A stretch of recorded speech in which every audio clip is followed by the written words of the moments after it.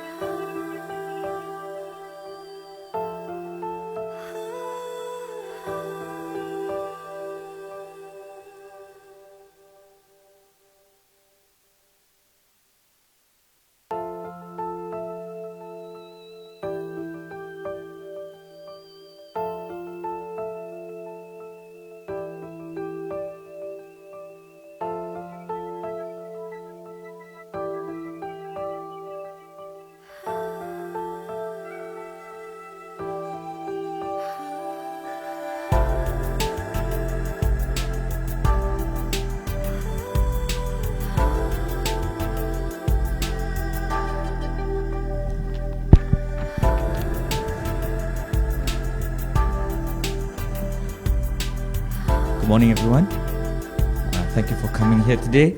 I'd like to introduce Professor Philip Alston, the UN Special Rapporteur on Extreme Poverty and Human Rights. Professor Alston took up his functions as the Special Rapporteur in June 2014. Just a short background. As a Special Rapporteur, he is part of what is known as Special Procedures of the Human Rights Council. It's the largest body of independent experts in the UN human rights system. It's the general name of the Council's independent fact-finding and monitoring mechanisms that address either specific country situations or thematic issues in all parts of the world. Special procedure experts work on a voluntary basis. They are not UN staff and do not receive salary for their work. Therefore, they are independent from any government or organization and serve in their individual capacity. The Special Rapporteur will now share his preliminary observations and recommendations from his investigation into human rights of people in poverty in Malaysia, including the extent of poverty and Malaysia's poverty measure, social safety net, access to healthcare and education, situation of women, indigenous peoples, stateless, and migrant workers. Professor Alston. Thank you. Many thanks.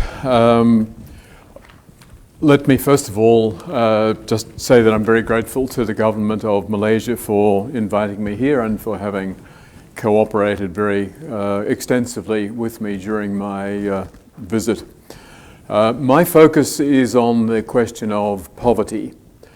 The background in Malaysia, as you well know, is record economic growth rates over a period of decades, the enormous reduction of poverty since the 1970s, and a generally thriving economy.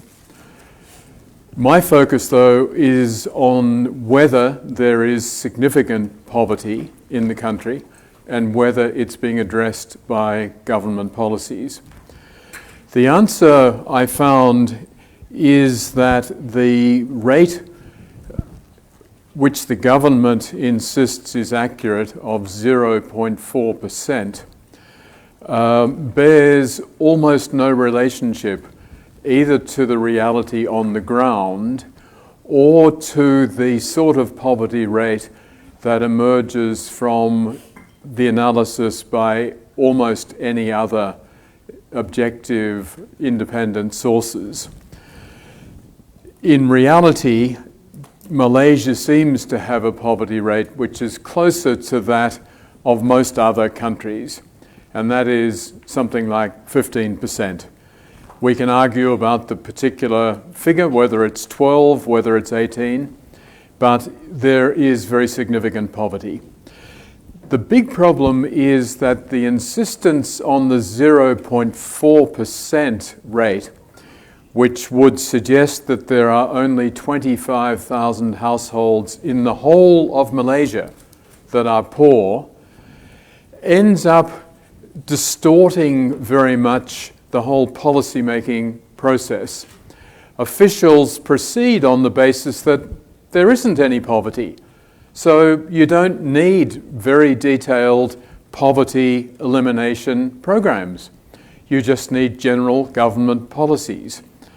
But the reality is that poverty is never eliminated as an incidental result of much broader economic and social policies. There have to be specifically targeted policies. But if the government says, no, there is no poverty, then you get pretty much what I discovered, which is that when I asked government officials, what are you doing about poverty? How does this particular program address the specific needs of poor people? There were very few answers because there aren't any poor people. Now, the government's official figure would make it the world champion in having eliminated poverty. It would be ahead of any other country in the world. I think it's pretty obvious that that's not the case. None of this is to say that Malaysia hasn't really made remarkable steps over the past decades. But the challenge is that having done so well economically, being so close to being ranked as a high-income country, it is time to get poverty rates down. One of the key issues, and this you might find potentially very boring, is that there are very few statistics that are made available by the government in relation to the really key issues. Malaysia is an unusually non-transparent country when it comes to access to statistics, and particularly to the essential micro data which are essential for really devising effective anti-poverty strategies.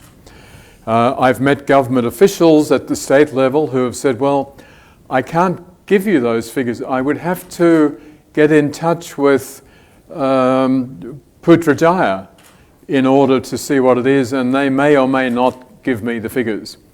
I've met academics, I've met international organisation officials who have said the same.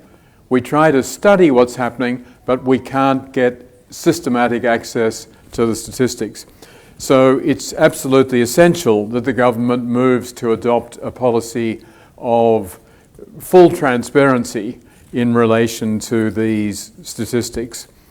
It's also important, it follows from what I said earlier, that the government should now begin the process of identifying a realistic poverty line, one that does accord with international standards and one that recognises the realities on the ground. Once it does that, it can then begin the task of devising policies which will systematically address the needs. In Malaysia, the existing social protection program is, by all accounts, very siloed into something like 110 different programs. These are, as a whole, underfunded, and they are remarkably ineffectual in terms of really getting at poverty. And so the government needs to move beyond this mishmash of policies and initiatives to a much more holistic, integrated approach. And I've seen some very encouraging developments here. There is a working group looking at a blueprint for a social protection floor. The sorts of approaches that it is looking at which go across the life cycle. In other words, starting to look at children and the many forms of deprivation they suffer, looking then at people who are not in the workforce, whether because of disability, whether because of illness or for some other reason, and then, very importantly for Malaysia as an ageing country, to provide for people in old age. At present, if you are ageing in Malaysia, your future is not very bright unless you have saved a lot of money, and statistics show that the vast majority of Malaysians have not. So they are going to be dependent upon a broad system of community support, as in all countries, but they will find that existing arrangements are very inadequate. And so we start to talk about the sorts of sums that are available, 980 ringgit, for example, as the standard poverty measure. If you think you and your family can live on 980 ringgit, good luck to you. You'll do very nicely. In fact, it comes down to something like 8 ringgit a day per person for a family of 4. And if you're trying to live on that in KL, it's not going to be a pleasant existence. Hopefully, however, if the proposals to really draw up a social protection floor and implement that is adopted, then the government will be able to transform the situation of people who would otherwise be living in poverty. One of the things that's surprising for such a rich country that has done so well is that Malaysia actually spends less on social protection as a percentage of its gross domestic product than almost all of the neighbouring countries. In other words, there is huge scope for the government, first of all, to start collecting taxes effectively, secondly, to increase the overall government revenue in order to ensure that funding is available for a much more generous system. I won't go through all of the recommendations in my report, but I would be happy to answer questions, particularly on issues like healthcare, education, and housing. All of those, the government has actually got some very good programs in place. But there is, of course, a significant risk. Any Malaysian will tell you that the excellent healthcare service is at risk in terms of the out-of-pocket expenses that people are now being asked to pay in terms of the competition between public and private systems. People will tell you that the education system, which is remarkably comprehensive, nonetheless manages to produce not particularly good results. So 12 years of education in Malaysia is ranked as being worth 9 years by international standards. That's not the sort of achievement that Malaysia should be getting. I want to finish by looking at the situation of some particular groups within the country. The indigenous peoples in Malaysia make up a total of 13% of the population. Now, of course, most of those are Orang Asli in Sabah and Sarawak, but the reality is that their situation is at best precarious. They are often not able to effectively enjoy the access to their customary lands. There are, as I'm sure you know, a couple of states on the peninsula which adopt policies that are very antipathetic to the interests of the indigenous groups. I visited Kelantan and encountered attitudes on the part of government there which, frankly, I would have expected in 19th century Australia rather than 21st century Malaysia. These people essentially need to be brought into the modern era. They need to get off their traditional lands, come in and live in concrete huts in the city, and then they'll be well off. But of course, indigenous existence is dependent on land, is dependent on traditional lifestyles. They insisted to me that they are not poor. They do not live in poverty. They are content as long as they are able to access their traditional lifestyles. But in many contexts, that is not possible. And I met with a number of indigenous groups in different parts of the country who are living in very unsatisfactory conditions, for whom educational opportunities are extremely limited, who see the sort of education that is available as being entirely inappropriate for them, who detect elements of religious proselytization in the education, and who feel that their practical access to healthcare is highly inadequate, even if in theory it is there. Migrant workers in Malaysia is a very particular issue. There is an extraordinarily large grey zone. The government doesn't offer any official statistics about the number of workers who are in the country illegally. Estimates range from a World Bank figure of 1.2 million through many other estimates as much as perhaps 4 million. The problem arises from the fact that, yes, these people are in the country illegally, but that doesn't capture the real situation. The Malaysian economy has thrived over decades from the illegal and highly tolerated presence of these workers because they are able to be paid extraordinarily cheap wages. The minimum wage applies in theory, but in practice it's out of reach for the great majority of migrant workers, particularly those who are not documented. The result is that there are very few legal protections that work for millions of people.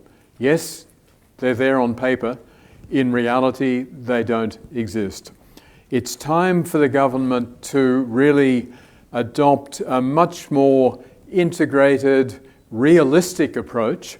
It's time for them to come up with a genuine estimate of how many undocumented migrant workers there are, and to develop a policy that's going to ensure that those migrant workers do indeed receive a decent wage, and that general standards in the economy are not driven down by the availability of cheap and exploited labour. The situation of domestic workers is particularly grim. To have the carve-out which provides that there is no limit to their hours, that they have no entitlement to vacation, really means that they are in a dire situation, totally dependent upon the whims of the employer. And the international community has moved far beyond that sort of approach. It's time for Malaysia to do so as well.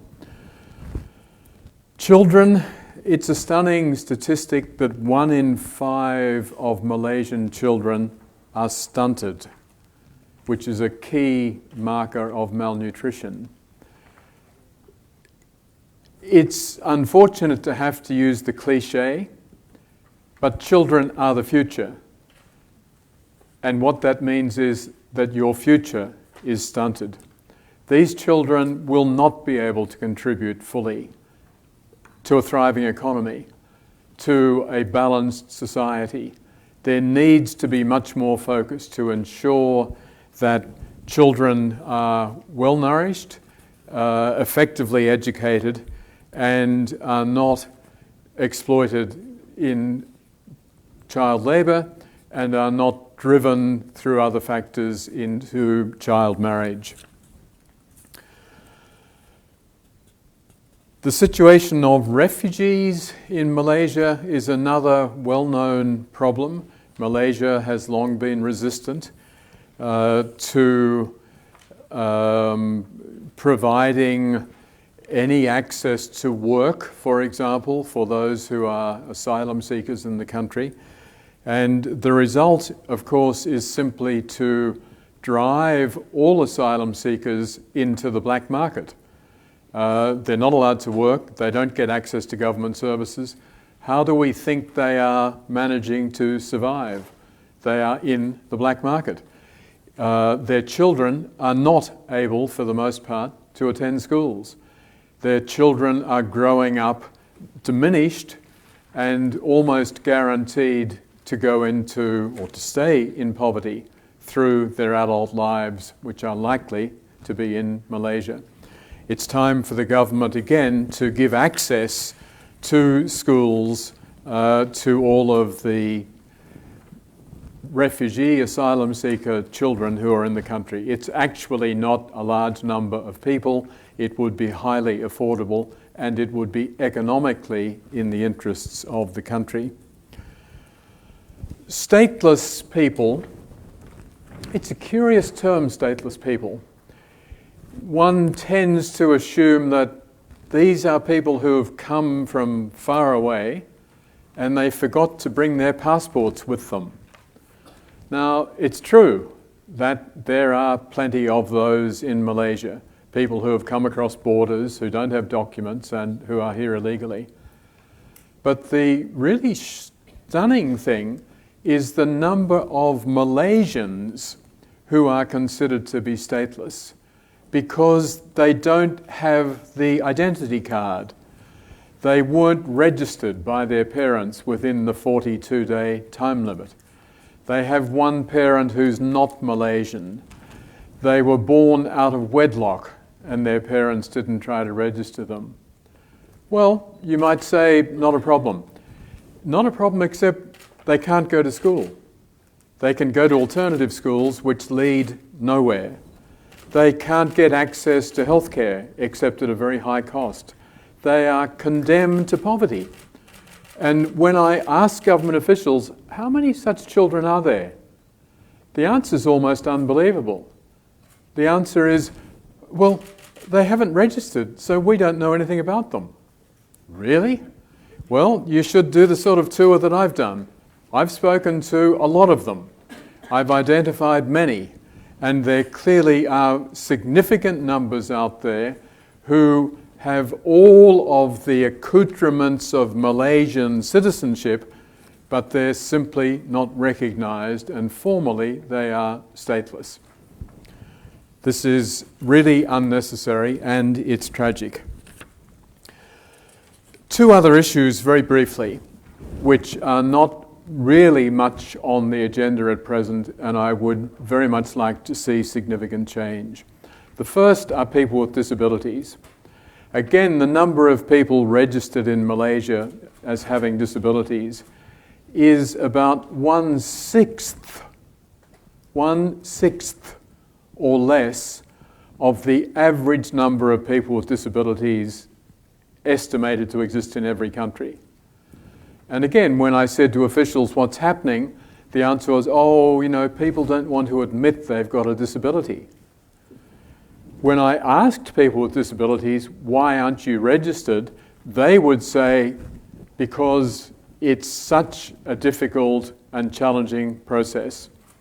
I haven't got the time, I haven't been able to get all the documents together. It's not worth making the effort. There needs to be a different approach to people with disabilities. They shouldn't be seen as strange, semi-human people. They are exactly like us, except they have been born with some disability which the community needs to compensate for. The final issue is that of climate change. As far as I can see, Malaysia has no policy on climate change. And the reason it's of concern is that we know that the people who suffer most and first from climate change are those living in poverty. They're the ones who can't escape. They're the ones who have fragile houses. They're the ones who don't have access to air conditioning. They're the ones who live on the coastal villages where the seas will rise. They're the ones who are exposed to the temperature extremes which are going to affect Malaysia in the next decade and beyond. When I asked government officials, what are you doing about climate change? The answer I got consistently was, we have environmental education programs.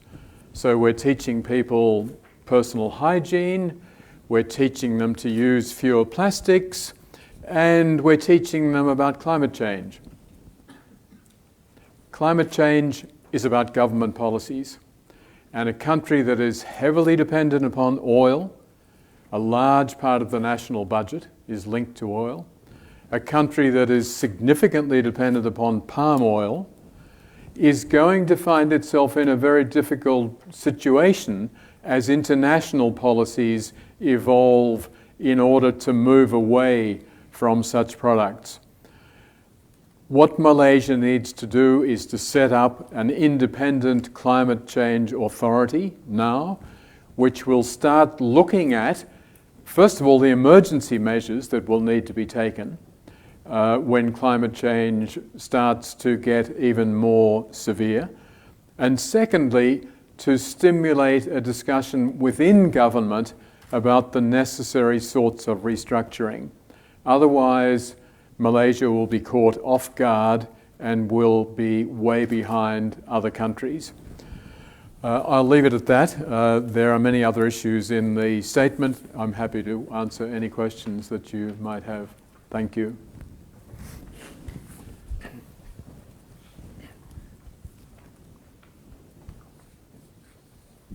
Thank you, Professor. So we're going to go straight to questions and answers. Please introduce yourself and which media house you're from. What's the other? Oh, okay. So anyone has any questions? Probably start with Melissa or Annabelle, maybe, asking questions.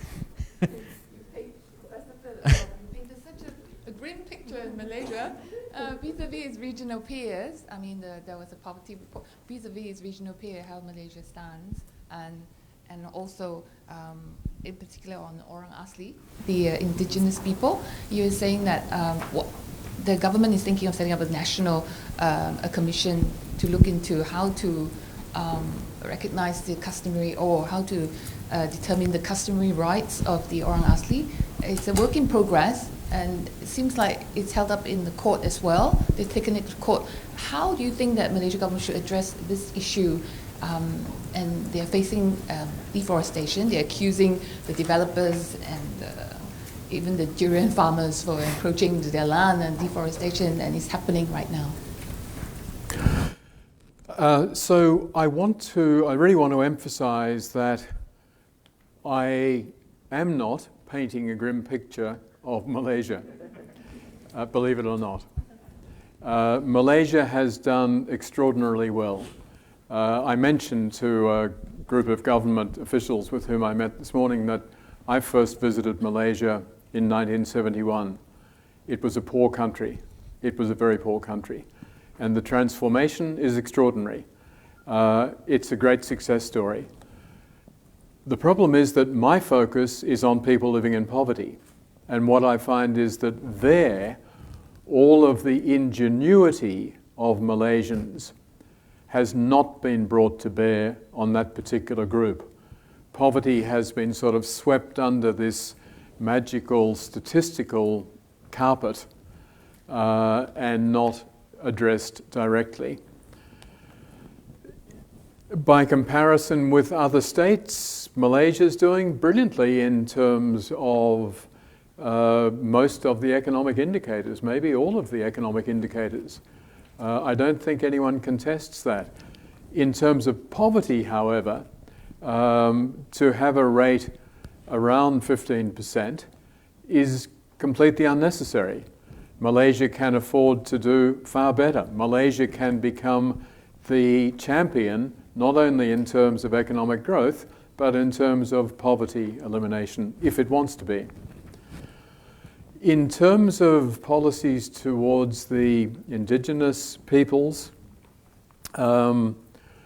I personally come from a federal state system in Australia. I know the constraints under which a federal government operates, particularly when land is a state issue. I think, first of all, there are many good policies that are on the table. Certainly the PH in its manifesto has some excellent commitments to the Orang Asli. The question now is how to translate those good intentions into practice. The situation that I saw in Kelantan, for example, is really abysmal. To be told, I visited the Temia people in their villages. I spoke with representatives of a number of different kampongs. I saw their lifestyle. I ate their fruits. And then I went to the capital, and what I was told was, we have a great program. We're going to move all those people from all those villages, and we are building 1,800 concrete units in the town, in Gua Musang. I mean, that is the most outrageous response to the demands of the indigenous. And it's coupled with an insistence on the part of the government that there is no such thing as customary land rights. What strikes me most is that so much policy in Malaysia is built around the notion of Bumiputaras, the sons of the soil.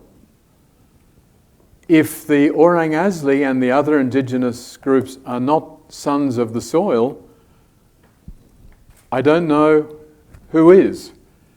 So Bumiputera policy should be equally concerned with ensuring the well-being of the Malay population as it is with the well-being of the indigenous population, because the basic principles are the same.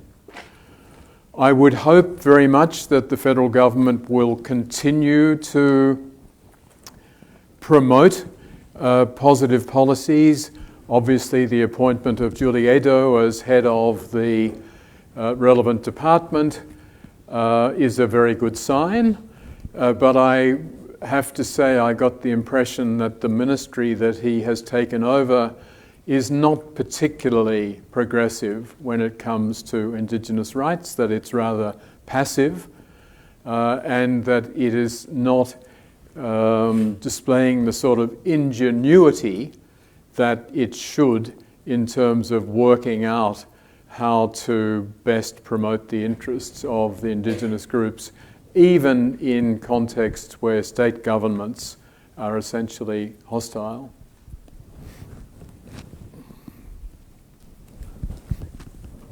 Hi, Annabelle from Malaysia Kini. I have two questions. The first one is on the poverty statistics. This is really surprising to me. So with this unregistered poor, where were they? Were they in the urban areas? Were they rural? And from your research or from your study, how come they have been left out of the system for so long? 1.4% and 15% are huge. It's a huge difference. I just want to understand how did you come to that conclusion and where did you find them? That's my first question. My second question is on your statistic that 1 in 5 Malaysian children are stunted. What do you mean by this? Do you mean in stature? Are they shorter? Or are they smaller than everybody else? Or what were the measures for that? Thank you.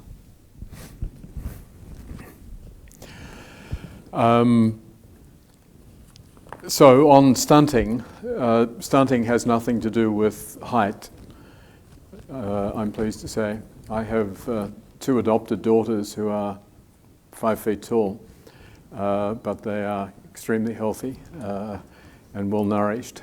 They are not stunted. Stunting means that you are not getting the sort of nutrition that you need. It means that brain development is hindered. It means that physical development is hindered.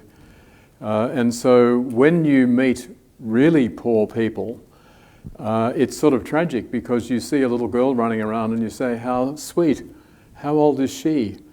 And the answer comes, she's 13. And you think, I'm sorry? How old? And that's just consistently. You look at the children, you estimate their age, and it turns out that they're actually 3, 4, 5 years older. They just haven't developed, they haven't grown. And so stunting is a medical condition which has very dramatic consequences. Your first question is entirely reasonable. I want to say that I don't hold this administration, this government, responsible. I also don't hold the previous government responsible for the completely artificially low poverty line. What's happened is that a figure that was calculated back in about 1970 has simply been maintained for the most part. There was a revision in 2005, but rather than increasing the poverty line to reflect the fact that GDP has grown by a factor of 5 over those years, the poverty line has been allowed to remain largely static. And so what's happened is that what might have been a reasonable figure in 1970 and even some years later, today looks ridiculous, which is why I gave the example of living on 8 ringgit a day per person for a family of 4 in KL. it can't be done except under really dire circumstances. And so it's not that I've gone out and found these people. It is that they have been living, that they are living in conditions that are extremely difficult, extremely tough, conditions that by any international standard would have them classified as living in poverty. And the big problem, and this is what you're sort of hinting at, I think, is the tough political reality. No government wants to say, yesterday we told you there was no poverty. Today we've changed, and now we're going to tell you that almost 1 in 6 Malaysian is poor. Governments don't want to do that. But it's essential for the government to bite the bullet and say, look, high income status is approaching. Malaysia is a very rich country. We now need to acknowledge that our people deserve a much better standard of living. We're not going to use 980 ringgits a month as the benchmark any longer. We're going to increase that to whatever it is, and that will indicate that the figure living in poverty is very significantly higher. Okay. Any questions? Sheridan? Yeah.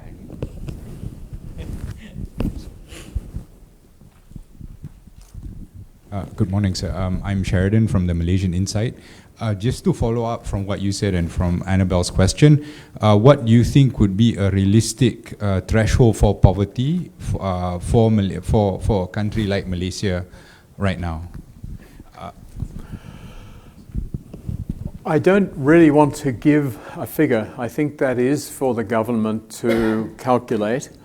I think there are if you look at pages 4 and 5 of my statement, you'll see analyses that have been done whether by the Khazanah Institute here in KL, whether by Martin Revallion, who's the former head of research at the World Bank and who's a visiting professor at the University of Malaysia.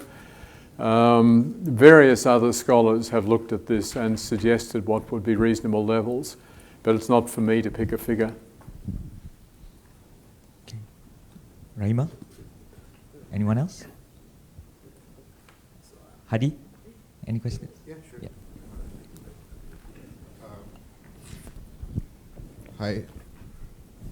Hi, Hadi from Benar News. So you don't want to give a figure, but do you think there should be a separate figure for the rural poor and the urban poor, because same amount of money works differently in different locations? So yeah. I think there are lots of problems with the existing approach. So there, obviously, cost of living and so on in rural versus urban areas are very different.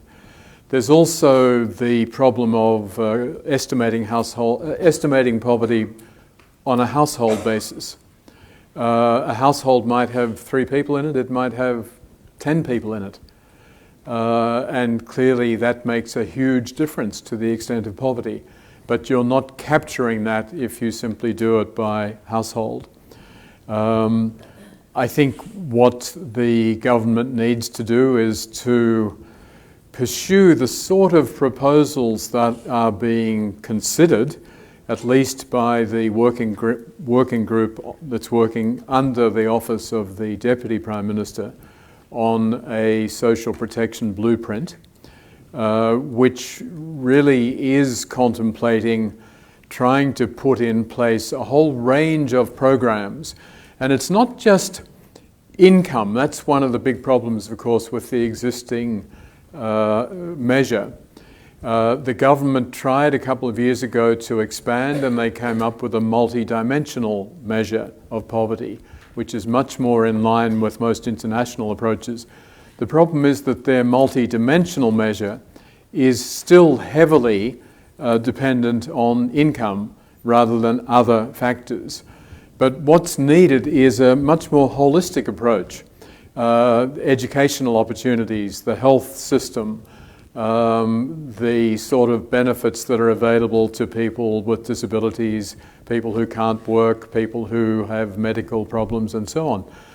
So it's not just this focus on the cost of living and the amount of income they get.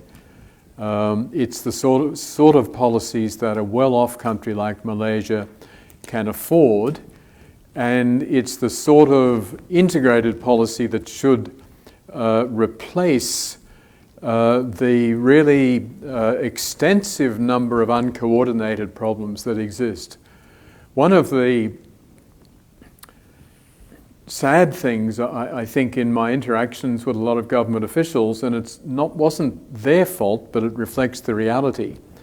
I would ask about the situation of people living in poverty, and they would say, no, I don't deal with that aspect, that's another ministry. And I'd say, oh, okay, what about this? Oh, no, we don't deal with that, that's another agency. And so instead of looking at the situation of people who are poor, you've got the education department doing its thing, you've got the health department doing its thing, you've got human resources doing its. And while they will claim that there is coordination, none of those who are looking at the system as a whole, with whom I've spoken, would accept that there is effective coordination at present. And again, it's no one's fault, it's just how those programs have grown up. But that's what's so potentially important about the work under the Deputy Prime Minister, is to say, let's take what we call a whole of government review, and let's see what sort of structures we need to establish to really devise an effective policy to eliminate poverty in Malaysia. It can be done. The resources are potentially available, and I think the will is there, but it hasn't been done in the past. And as long as you rely on a very artificial poverty line, the momentum is not there, because still government officials, even this morning, were telling me, no, there isn't poverty in Malaysia. And I feel like saying, why don't you follow in my footsteps? Why don't you go and speak to the people I've spoken to in Sabah and Sarawak and Kelantan and elsewhere, and you'll see that there is a lot of poverty in Malaysia, and you need to start addressing it. Okay, we can afford one or two more questions before we end the press conference. Adila? Melissa has another one. What's going to happen if Malaysia, like you said, stick with this artificially low numbers and not there's a mismatch in the policies and not doing anything? What sort of consequences? Maybe you can tell us what sort of outcome of the picture. Well, there's two ways of looking at that. In other words, will there be consequences? Is the international community going to say, you guys are crazy, this is, you're in fantasy land? Probably not. There's a comment in my report which is highly critical of the International Monetary Fund. I think the IMF should be ashamed of itself. In their 100-page analysis of the Malaysian economy a couple of months ago, there's one mention of poverty, and it says poverty has been largely eliminated. That's it. This is an agency that pretends to be concerned about social protection, pretends to scrutinise very carefully government statistics, and yet they simply accept there's no poverty. So there won't be those sort of consequences. I think the argument that I'm making is that Malaysia wants to be a real economic success story. And the way to do that is to ensure that all of the population is productive, to ensure that those who are currently stunted, who are growing up in ways that will likely lead them to poverty, to ensure that those who are currently growing up poorly educated because adequate standards have not been identified, to ensure that a minimum wage is taken seriously so that the economy really does move to more automation, more sophisticated technologies and so on, rather than relying on the irresistible lure of exploited labour. So I think that the real driving force here is not going to be any sort of international pressure, but is going to be the realization by the economists and by government officials that a really successful economy needs to be based on a comprehensive anti-poverty and broader social protection strategy. That, I think, is the big motivating factor for Malaysia. Okay, last question.